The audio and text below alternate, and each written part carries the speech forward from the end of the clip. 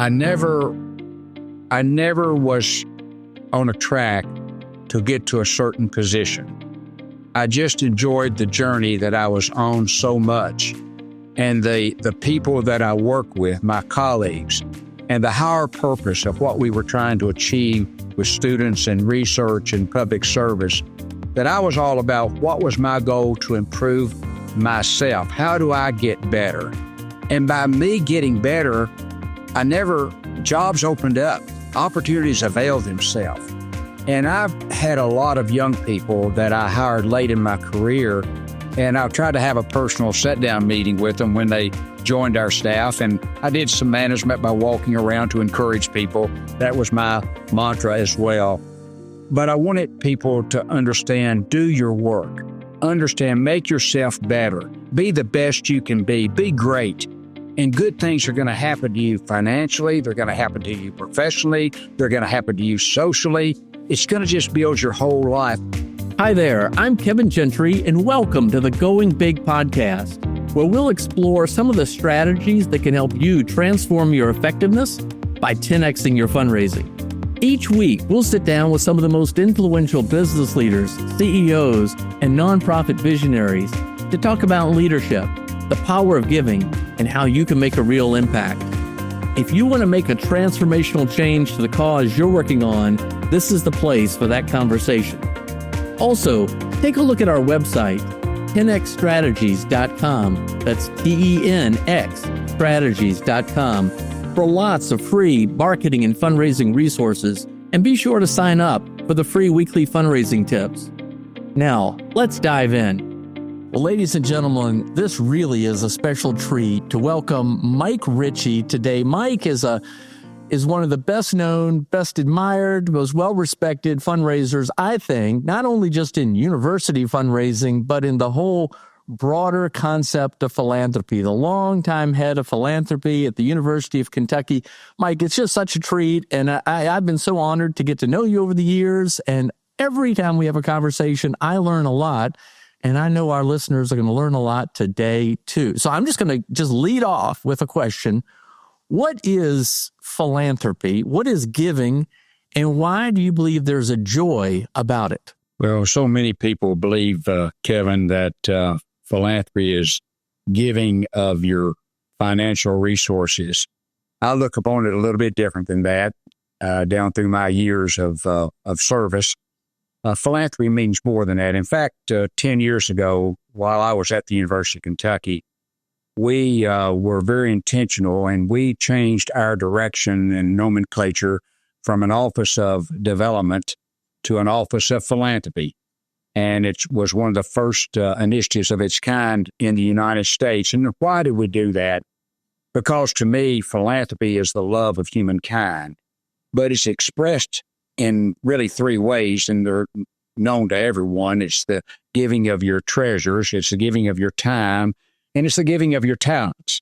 And I've had the privilege to watch people in local communities and across state organizations who really epitomize that. They've given of themselves, of their time, of their talents, and their treasures. Some can give more financially than they can of their time, and vice versa. There's people who give a lot of their time and talents and very little of their resources. But I think that represents the heart of philanthropy and who we are, and all of us together. And it's what I try to convey in my work. Terrific. Well, Mike, so you've got an incredible story. You were a student at University of Kentucky, and you stayed, and now it's been 50 years since you were a student, and you've raised hundreds of millions of dollars, helped raise hundreds of millions of dollars for the University of Kentucky, from everything from student scholarships to academic buildings to important new initiatives and programs. Again, we had a lot to learn from you today, but in your judgment, what inspires somebody to give? I'm so glad you already tried to tackle the misunderstanding about the terms development stuff, but in your judgment, what really motivates giving? Well, I think there are several factors. And, if you go to the book, it will tell you about recognition. It will talk about tax consequences. It will give you those factors. That was never on my page. I was more concerned about engaging people who had a heart for who we were. Maybe we're a product, we're a graduate. They had a family association from a degree standpoint or from the service standpoint. They were people who had a desire to engage in helping others, to do that for people that they never know, and also to advance a cause and an impact. I had the privilege to work with a land-grant university, which is, I call it the People's University. Late in my career, they sent me across the Commonwealth of Kentucky because I'd been in all 120 counties of our Commonwealth often, but they sent me on a speaking engagement to visit with Chamber of Commerce's and the nonprofit organizations and communities to talk about the local community. And I was able to talk about UK's impact on all of these local communities because of my background experience. The donors that I worked with understood that, and they understood the research we did to impact people, the public service we provided through extension programs that we did, and also providing for the basics undergraduate experience and graduate school experience. So I think all of that was very, very important as we came together. I think we also, and I don't think you can underscore this enough, I was always concerned about building a good team and taking care of that team as we were embarked upon doing philanthropy and alumni engagement at the University of Kentucky, because one person couldn't do it themselves. It took a team, a family of colleagues to do that as well. Well, I want to go back on that in just a bit, and that's another reason you're so well admired. I hear that from your teammates a lot. But going to the giver, this very generous person, this is the Going Big podcast. The premise is that people are inspired by big vision. Is that your sense? What do you think causes a generous person to think big and want to go big? Well, I do think that big donors are interested in making changes in the organizations that they support. Yesterday, I had a telephone conversation, Kevin, and it was from an organization that works statewide in our Commonwealth. They impact about 25,000 young people a year. They're trying to expand that to maybe reach 35,000. They're not a university, it's a camp-type structure. So I've been on the phone with this person, and I was talking to them about having a big idea. I said, there's two things you need to do to be effective in this fundraising area and to understand your donors.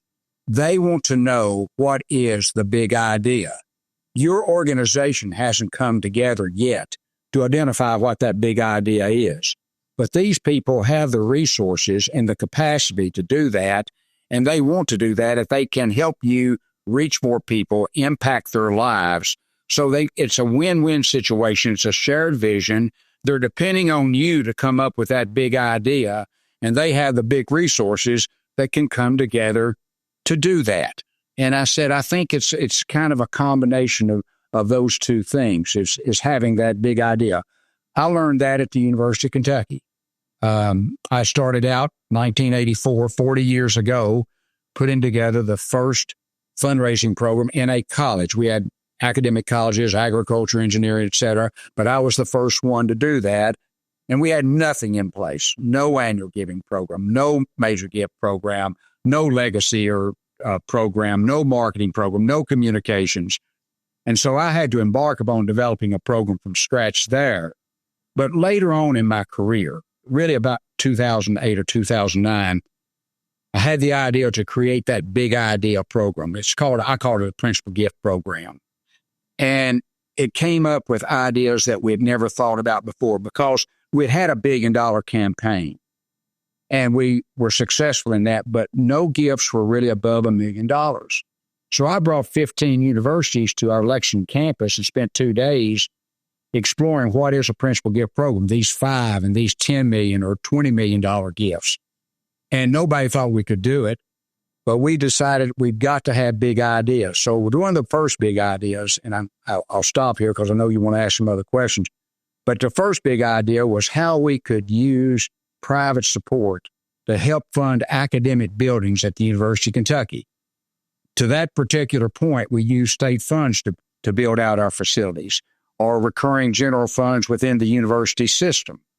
But we did this, and I knew that also a principle of big giving, you need to have an early win. You've got to build momentum. And so I realized that we could do this with our School of Business because I did predictive modeling, and I realized that we had the resources there to raise the $75 million to take to build out what we needed to do for that facility. And it took a process of time. We went to these donors. I had identified about 20 key donors from that school that could help us, and I engaged them in talking about the big idea and could we do this? And some of them were not sure we could do this. They were waiting for the state to come in and do this. But we embarked upon it. They said, we'll give you a chance. And people bought into it. And we raised that money, and it started the momentum factor for many other academic buildings to be built on our campus. It was a big idea. And it continues, and it continues. And we were able, at the end of my tenure, to bring in 9-figure gifts, which were very, very significant. So big ideas do carry the day. And that's something I think that people need to focus on, and they need to think big. I do believe donors are looking to us to help them identify ways they can have impact because we see it every day. We're walking our campuses. We're walking our institutions. We're seeing the opportunities. And I think they want us to have an open, honest dialogue about how together we can work together to achieve something great. Hear, hear. Wow. Well, there's that old adage, you've heard it, that there's no shortage of resources. There's only a shortage of ideas for those resources. And that's counterintuitive for a lot of people. But I think not only have you hit the nail on the head, but you've demonstrated it through results. And ladies and gentlemen, if you're at all interested in any way in raising resources for a cause that's important to you, there's a lot of wisdom here in this conversation with Mike Richey. So get out your notepad and be ready to listen to it again and again. Mike, I know you've got a number of just very inspiring stories of major benefactors who got behind a big initiative. Is there one that stands out that you feel like you could talk about? One that's relatively public already? Well, there's more than one. We've had a lot of good journeys with our donor families, and also to impact our students and the people we serve. I think the one that comes to my mind, and it's on both sides of the recipient as well as the donor, is that we had a donor who funded a major scholarship initiative that we had identified at the university. It was called the LEAD Scholarship, and it was an acrostic, LEADS, Leveraging Educational Affordability for Developing Success. And Kevin, what happened here is, and I have to give credit to Eli Capolito, the president of the University of Kentucky, and you've got to have a great leader to raise these big gifts, and he is truly a great leader. I enjoyed so much working with him at the end of my tenure. I love the man to pieces.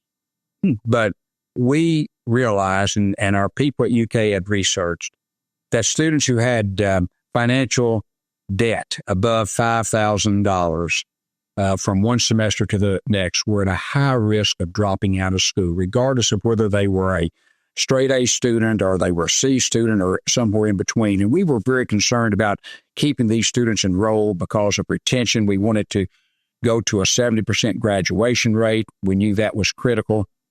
And so we created this program where students didn't really have to apply for it, but we provided scholarship for students above this category of $5,000 or to a lot of it.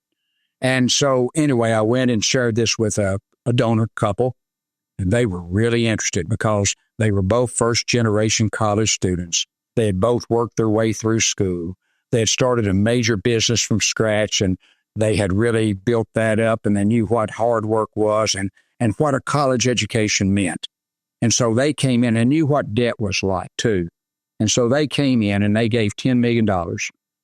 And we used monies generated from those funds to provide scholarships to a number of students. The first year was about 45 students. We had a reception for those students at Maxwell Place, the mansion where the president lives, and the donor was there. And we had one young lady, and we just said, just kind of serendipity, do any of the students want to share a comment? We didn't prep them beforehand. And a young lady raised her hand and very sheepishly started talking. And she said, I'd like to say something. And she said, and she got very emotional and tears began to stream down her face.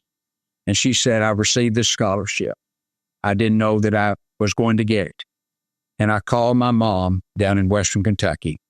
And I said, Mother, you don't have to work 3 jobs anymore to keep me in school.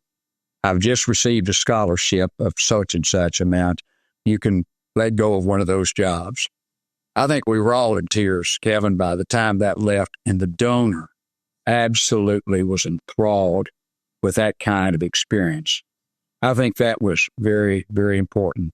I will tell you, since that time, I worked with another donor at the very end of their life. And they also gave a very significant sum of money for this program. And 112 of our 120 counties were impacted by having students be funded from this person's generosity. I was with the person 1 month before their death 3 years ago.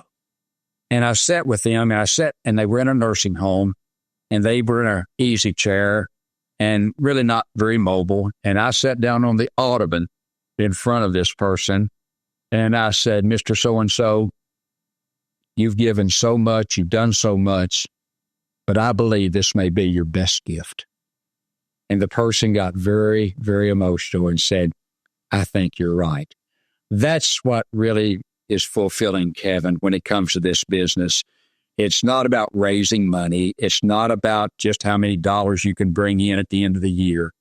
It's about the impact and the help and the service that you're giving to other people.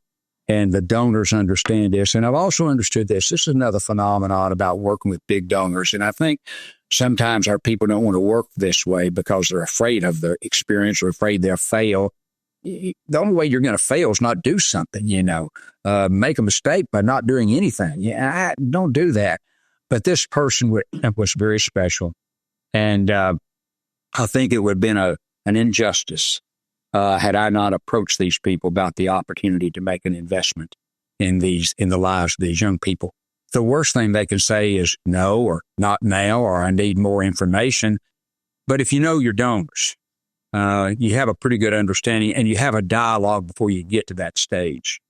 I want to say another thing. I'll jump into a lot of things, but people ask me all the time, when do you know to ask for money? How do you ask? I can't tell everybody. Every person is our audience of one. But I know when you're there, and if you have time to build a relationship, which I had over 50 years, and it's natural. And people said, how do you, who have so little financially, ask people for so much? I don't know. I just think it's natural because we have a shared vision for what can be achieved. Mike, I'm so glad that you put it in terms of a win-win partnership. And, you're providing something to the donor they couldn't do on their own, but you couldn't do without the resources they provide. And what a beautiful way to convey that.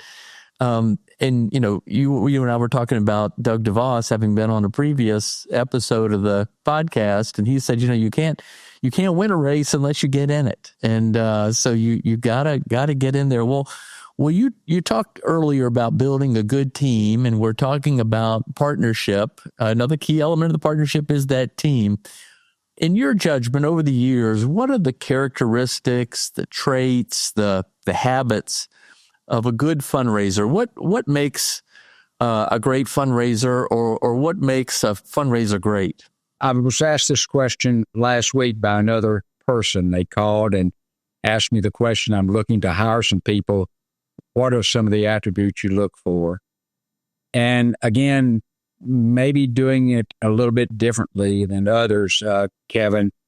I want people to have a passion for the organization, for my organization, to have a belief in that organization, to want to be a part of that organization, to see the good that comes out of that organization.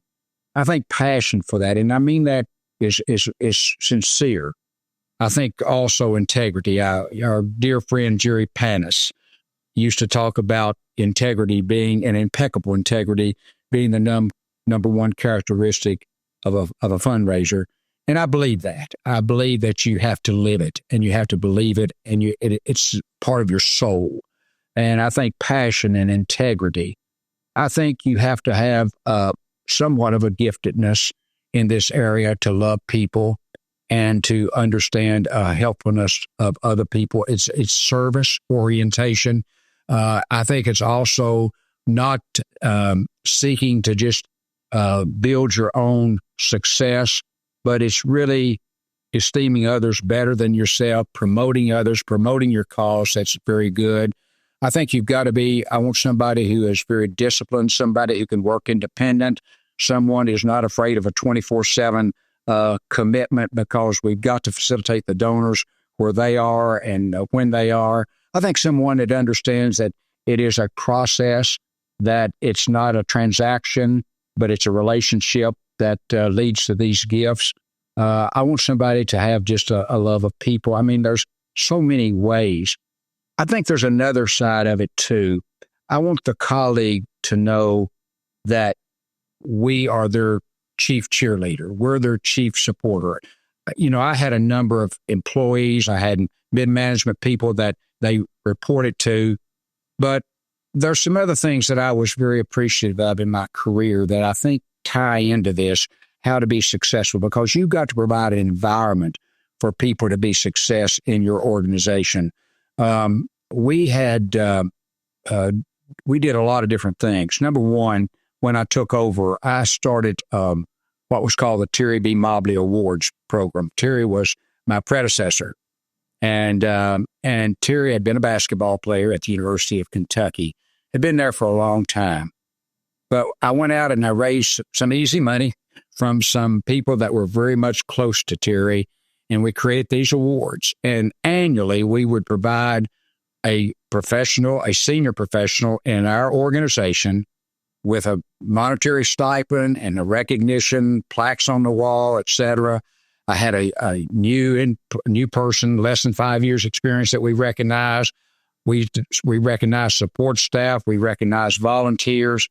They realized, and we had an annual function. We recognized, had Terry come back to it, and it was very much team building. Secondly, we took it upon ourselves twice during my time as the leader to do a remuneration study to make sure that our staff knew that we surveyed every single position financially, and we moved everybody to the midpoint. And that was very important. And then we developed and encouraged them to have strategies, a 2-year strategy for their own personal development and where they want it to be. And I'm so happy that I even had administrative coordinators who got their degrees that are now in philanthropy, running stewardship programs and other activities, because we built that culture. Thirdly, the university did an annual survey of satisfaction with their work. And we were always, and UK is a big place, we were always among the top 2 or 3 as far as our total 90+% approval ratings of what we were doing, the confidence. Were we perfect? No, we weren't.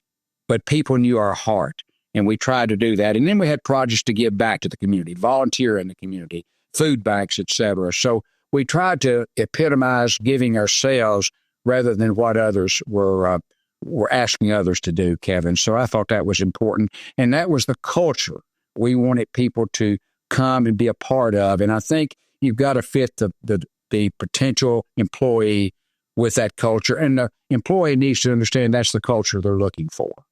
Well, as Peter Drucker said, culture eats strategy for breakfast. Well, Mike, this is really great in so many ways. There's a lot of turnover in development and philanthropy. There's some burnout.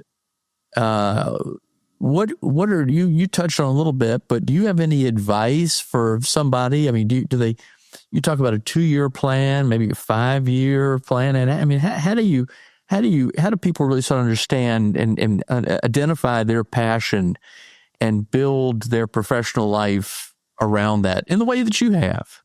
Well, it's a great question, Kevin, and let me address it maybe 2 ways. Number one is, where does a person want to be positionally? in 2 years or 5 years or 10 years? What's their long range goal? But secondly, is where do I want to be as a better philanthropy officer in 2 years or 5 years? And what do I have to do to make me better? I'm a very unusual University of Kentucky Wildcat. I never was on a track to get to a certain position. I just enjoyed the journey that I was on so much, and the people that I work with, my colleagues, and the higher purpose of what we were trying to achieve with students and research and public service, that I was all about what was my goal to improve myself. How do I get better? And by me getting better, jobs opened up, opportunities availed themselves. And I've had a lot of young people that I hired late in my career, and I've tried to have a personal sit-down meeting with them when they joined our staff. And I did some management by walking around to encourage people. That was my mantra as well. But I wanted people to understand, do your work, understand, make yourself better, be the best you can be great. And good things are going to happen to you financially. They're going to happen to you professionally. They're going to happen to you socially. It's going to just build your whole life. So I was really concerned about having contentment in my own life and making myself better. But then I also work with a number of young people and number of colleagues, or they came in and it was kind of a me mentality. And I don't mean that in a derogatory way, but I'm trying to be honest here. And they came in and they wanted a job. They're interested in working with philanthropy. And in the first 2 months, they came into my office. Where do you see me in 2 years? Where do you see me in the next month? And I've tried to tell them, look, much of my success was longevity. And I found passion in what I did. And if you find that passion, going back to that for the third time, you find that and you never have to work a day in your life. I mean, I pinch myself even, Kevin. I had a wonderful career. I enjoyed every single day that I went there. I was happy there. I was excited there because I knew it was purposeful, a career. And could I have gone elsewhere to make more money? Could I have maybe pursued, hey, I need to go to this university for this experience, and this university to just build myself up to see where I could be? That wasn't my goal. My goal was to make a difference in the lives of people, and good things happen. Now, I want to be good. I want it to be good, and I'm driven. I had an organization after our first $1 billion campaign come and interview me because we were the first university, in the first ever campaign to exceed $1 billion. And I wasn't talking about that. I was talking about the next campaign and the next step. And they looked at me and said, you're not satisfied with status quo. You're looking for how you get better. And I think that's what leadership does. You want to be having a vision for what's next out there. But on the question, I think it's taking care of having a purpose of making yourself better. Then where do you see me in the next 3 years to be in this position as a vice president or associate vice president? I think those things will come by making yourself better. Ladies and gentlemen, I think you want to note, because Mike said it very quickly, but the fact that Kentucky had one of the first big campaigns compared to all these other state universities and others in the United States is pretty amazing. I do think, Mike, you bleed Kentucky. And so going to the passion, the fact that you've been to all 120 counties in Kentucky multiple times, that really connects to how you've been so successful. Well, continuing along, what about sort of how did you learn philanthropy? Did you work with any consultants or any educational programs or any particular mentors? Do you have any advice about how people listening might continue to grow in their own knowledge and understanding? I had a number of great mentors. Yes, when I started in 1984, we had been recognized in the Associate Dean for Instruction's office, where I was Director of Student Relations, as one of the 2 outstanding programs in student services among land-grant schools. And so the dean called me to his office and said, we've been given permission to start a philanthropy program, and we've drafted you to be the person to head it up. So I've started in a barred office with a part-time secretary, and I said to myself, what have I done? I also realized in this business, Kevin, and I think every situation is different, and you have to tailor your program to meet the opportunity of your clientele, the people that you're going to be working with. Agricultural people, and they're great, and they're great on our campus, but they're asset rich, but cash flow poor. And so what I did early on, within a year, is I realized I had to build a program based upon legacy gifts, upon deferred gifts. And so I availed myself. I found out that there was a program in Memphis, Tennessee by name, and Robert Sharp started the Sharp Institute. And it was Robert Sr. And I went there and I had 8 seminars, and I really engaged with him. And he talked about developing relationships with people, the very things that are so critical, and taking a view of 5 to 7 years, to develop a program, 2 to 3 years, and developing a right relationship with individuals to get to that point where you can ask for that significant gift. And I came back and put that program together just for the School of Agriculture out of like 16, 17 colleges.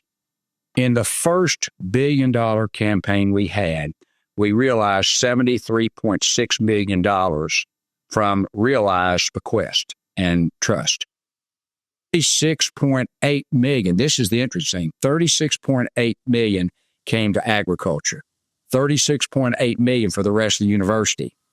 Wow. And ag only represented 6% of the alumni population. Had we done this actuarially as a university, it'd been another $324 million. When I took over, we certainly embarked upon developing a legacy program and a mailing program, marketing program. But he was sincere. Jerry Panis and Jerry Lindsay, Bill Sturdivant, the Institute of Charitable Giving. I'm just giving them a plug. I went there early and I engaged Jerry Panis, had him on our campus 2 or 3 times, Sturdivant on our campus 2 or 3 times. Jerry Lindsay was a in-your-face mentor to me that I really benefited from. But I learned so much about the big gifts, mega gifts, how to get them, how to be purposeful in what we did. So that was really key and important as well. I think also I had a great leader, more than one, as a mentor. I had them in agriculture with 2 people called John Robertson and Orrin Little, but also Eli Capilouto, who was the president who came into 11 until my retirement. He's still there. Eli Capilouto was a great mentor to me, and not just what he said, but how he lived and how he dealt as a leader in his respective responsibilities. So I've learned a lot, and then I've always tried to read. I've read a lot. I love biographies, and I love to read about great achievements. And I've just finished one by John Reinhardt, whom I do not know, called Gospel Patrons, which talks about patrons being the people who are behind the scenes, who financially support the people who are on the front lines to make great things happen. And that's what I feel a great philanthropy officer is someone who is a patron, and a donor is a patron who makes great things happen. So I've read a lot of biographies. I love leadership, and I think leadership is really critical. My job, without a foundation to operate with, was as much about leadership and figuring things out for how we could be successful as it was in the nuts and bolts of philanthropy. Richard Viguerie says the world truly craves leadership. And well said. To mentors and those who are listening who've received or subscribed to the fundraising tips I send out every week know that I've quoted Jerry Panis and Jerry Lindsay and Bill Sturdivant and you and others many times and had webinars over the years. But, it was John Von Cannon at the Heritage Foundation in Washington, D.C., a phenomenal guy, tremendous fundraiser, introduced me to Bill Sturdivant. He said, I think you want to get to know Bill Sturdivant. Bill Sturdivant took the time to really introduce me to Jerry Panis. And then Jerry Panis introduced me to Jerry Lindsay. And Jerry Lindsay, of course, introduced me to you, Mike Richey. And that's another good, important role of mentors, to be thoughtful in that regard. Well, Mike, you've done all this stuff at the University of Kentucky, but I know that your faith is very important to you. You're been a president of Gideon's International. Tell us a little bit more about you and outside of University of Kentucky and what really motivates you. Well, what motivates me is trying to make a difference. In fact, if you've ever picked up one of my calling cards or you've ever received an email from me, at the very bottom has been this caption. It's been there for decades. And it says, you cannot choose the time in which you live, but you can choose to make a difference while you live. Have I always done that in fulfillment? Probably not. Is it something I aspire to do every day? Yeah, it is. And, it's interesting. You mentioned my faith. And honestly, Kevin, it's the driver of my life, has always been. And I'm a Christian. I make no apology for that. And I spend the first hour of every day, I've done it throughout my life, in the Word, reading the Bible, thinking through things, and it's made all the difference in the world. Faith is everything. And, I believe it's in Acts where there's a scripture that says David served the purpose of God in his generation. My desire is to serve the purpose of God in my generation, as long as that is. And I want to help all people, whether they're Christian or Muslim or Hindu or whatever. I want everybody to be loved. And I think you have to respect people for who they are. And that's been kind of my mantra of operation. Yes, I served as president of Gideon's International. I've also served in many state organizations. I've been chair of some foundations of youth organizations like the Future Farmers of America or the FFA, and very involved with that organization and others. I'm open to anybody who might want to call me and, hey, how do I get to this? I do think there's something, you want to make a difference. You want to be honest with people.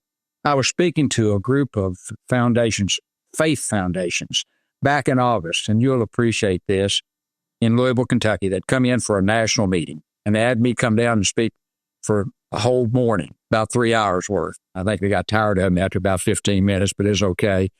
But one of the people, and it's from a deep southern state, and the person raised their hand and they said they have a question, because I had been talking about big gifts, big ideas, big donor prospects, et cetera, and how to work with them. And this person said, I just want you to know I'm really frustrated because I had a donor that I have really gotten close to in our organization. They're strongly a man of faith and they're Christian, and we want them to do some things. And this person just recently gave $30 million to another major university in our state. And I went and I asked him why. I said, well, I can answer your question before you even say the answer. I said, you didn't have a big idea. He said, you're right. And I said, every one of you in this room does not have a big idea. And none of them had it. So it goes back to that as well. But, faith is very important. And I think our faith organizations feel like it's almost dirty sometimes to ask people for big gifts. But I think they have to do those kinds of things for meaningful causes. I'm working with an organization now that might require several tens of millions of dollars. But I said, that's what we need, because that's what some of the people, you've got them out there. In our state alone, we've got 760,000 people of my denomination. You can't tell me that there aren't 100 people that'll step up and do something big time at these multi-million-dollar levels. They don't know who they are. And I don't know who all of them are either, but they need to start on that journey. But faith is important to me. Again, giving is important to me. My wife and I, since we've been married, have always been not only tithers to our church, but giving well above that to other organizations. And we find that to be important. And, Doug Lawson's written a book, and it's a book that I would invite all the people who watch this podcast to get, and it's called Give to Live. And Doug Lawson, a Methodist minister formerly, wrote this book, and he'd done some research, and here's what he said. He said, the people who are donors, people who are philanthropic and who give of themselves in ways that are faith-based, live longer, more peaceful life than those who do not. And I believe there is truth in that. So I think giving. I think the third thing, being a volunteer, I believe I was a better philanthropy officer and a university employee because I knew the cost of volunteering, the time it took. And let me also say, I learned from leadership from those organizations that I could take back to the university and vice versa. So it was symbiotic. It was really good. And I learned a lot. And I am a student of leadership. I said I love to study biographies, but I love leadership. I love reading like Lincoln's Team of Rivals, how he worked with people who had differences of opinion, and yet they loved him at the end of his life. They thought he was a buffoon to begin with. And I think that, and I would encourage that. So I want to be a person of faith, but I want to be a person of substance. I want to be the real deal. One of the greatest compliments I ever received at the university was the president, and he told me, he said, "Mike is my Kentucky soul. Is Kentucky's soul." That's who I am. I'm not all that great, but I have a soul to make a difference, and I've been prospered. And I think people who are happy and people who are blessed and people who have faith, they don't get pessimistic. They don't deal with the negatives. They deal with the opportunity to change and do things differently. And I think that's important, Kevin. God bless you, Mike Richey. This is awesome. Well, I think I want to have you back. I think our audience is going to want to have you back. It's time to wrap up, and I do that generally with two final questions. The first of which is, what advice would you give a younger version of yourself today? That is, if you could give advice back in time, what would you do any differently or do more of? I think I would, if I had known what I was going to do in my career, I would have tried to prepare myself better. I think I would have become a better student of life. I think I would have studied people, and I would have tried to study vision and leadership. I would try to come to an understanding of change. I think I would understand something I didn't learn for a long time, Kevin, is that things are in our work, in our field, always changing. And there's new opportunities and new challenges. I read a little book, a little parable called My Iceberg is Melting. And it talks about the fact, and it talks about this penguin community that was in the Antarctica area. And this, everybody thought that they were fine living on this iceberg. But there was one person who was very kind of studious, and he was kind of swimming underneath the iceberg, and he saw a crack. And he came back and said, "Our iceberg is melting, and we're going to have to leave this iceberg." And you talk about the calculated risks that you have to take in order to do that, the formation of your strategy, where are you going to go? How are you going to make the adjustment? I think I wanted to be a little bit student of that, understand the process of leading change. I think that's important. I would encourage people to learn how to lead change in this. And I think I would always encourage people to realize that they've got to fit their program opportunities for the potential that they have and within the culture that they live, and to be successful. And I think also, and I just loved every part of my organization. And I think becoming a student of that organization, understanding its history, understanding its tradition, understanding what makes the difference, and would be good. I think also I would encourage people to volunteer outside of their organization they're working with. Understand what it costs, what it takes to do that. I think thirdly, I would live with integrity. And I don't know how much more time, but integrity makes a difference. A gentleman that I work with, and he was a multi-million-dollar donor to the University of Kentucky. He's now deceased. And I was so close to him, and I knew all he was giving. I knew the major 6 organizations. I knew UK was number 1, but I knew the other 5. And there came a time in our relationship that I said to him, "So-and-so, would you like for me to help you determine your strategy for the next step, the foundational step?" And I said, he said, "But that's not all UK." I said, "I understand that." So I worked for a period of 2 or 3 years. The person told me everything they were worth. I knew what they were worth, and I developed the grid based on what they were telling me. I went back 2 or 3 times. If this is not right, let me know. I always ask permission. May I talk to you about this? May we do this?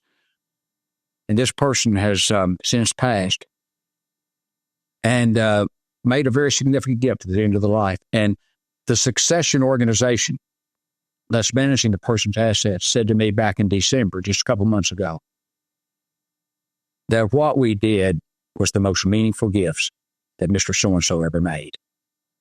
You don't get better than that. It comes back to integrity.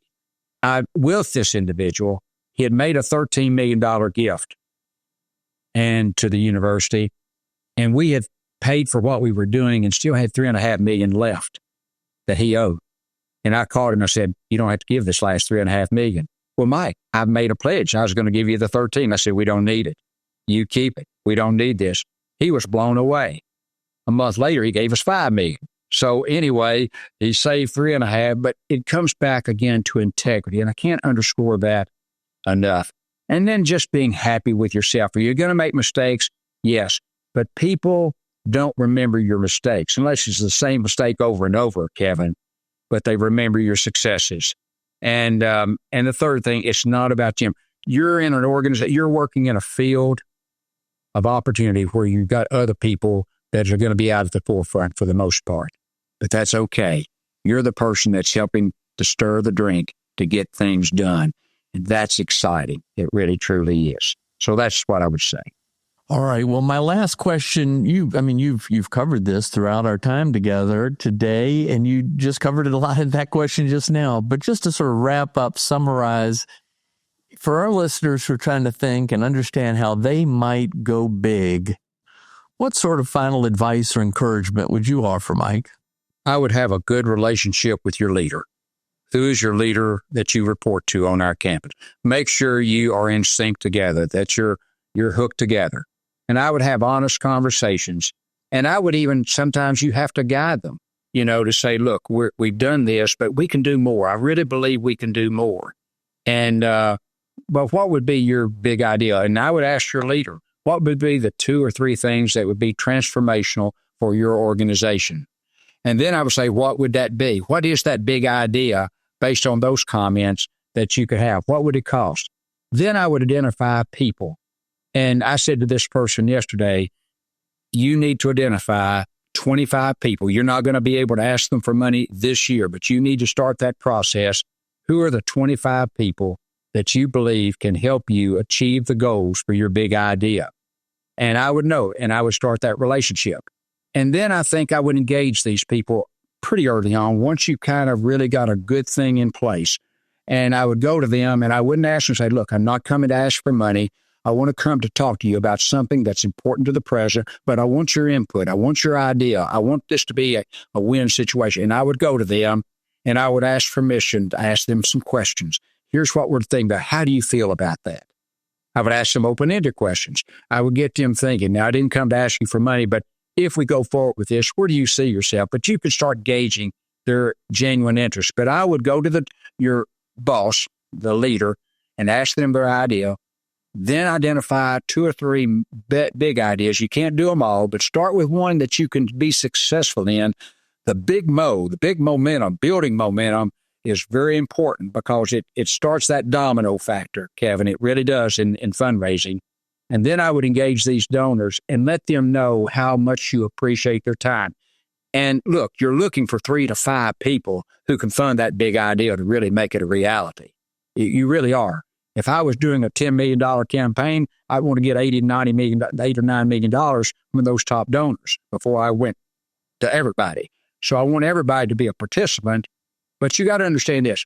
Out of our gifts, and we sometimes had 35,000 gifts a year, and every gift's important. Every gift's important. But historically, as we got into the late stages of the campaign, the $2.1 billion campaign, Kevin, 47, 48, 49% consistently of our money came from the top 25 gifts. 85, 86% of our money came from the top 200. All gifts are important. And some of these downline donors will become the top donors later on. They're all important. And you got to work hard to stewardship people and to let people know the impact they've made, they're making a difference, and that you love them for it. Wow. Mike Richey, I hope you'll come back. We're going to have you back. I know based on folks' reaction, I'm going to watch this a couple times just to make sure I absorb it all. Mike Richey, awesome. Great to know you. Great to work with you. Thanks for joining us today. My pleasure. God bless you, Kevin. God bless you, Mike Richey. Thanks for listening to today's Going Big podcast. Hopefully you were inspired to go big for your cause. Remember, this is all about transforming your effectiveness by 10xing your fundraising. If you enjoyed today's episode, be sure to subscribe or leave us a review at iTunes, Spotify, iHeartRadio, or wherever you listen to podcasts. You can also catch this episode on YouTube. And also, there are lots of resources available to you at my website, which is 10xstrategies.com. That's TENX strategies.com. You can sign up also for our free weekly fundraising tips.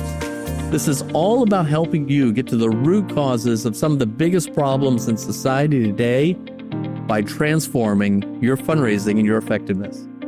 Thanks again. We'll see you again soon. Bye-bye.